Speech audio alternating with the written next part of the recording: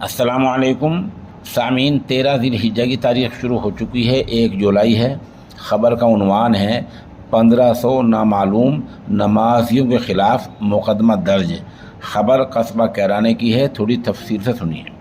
مغربی اتر پردیش کے ضلع شاملی کے قصبہ کیرانہ پولیس نے سڑک پر نماز پڑھنے کے الزام میں لوگوں پر شکنجہ کسنا شروع کر دیا ہے۔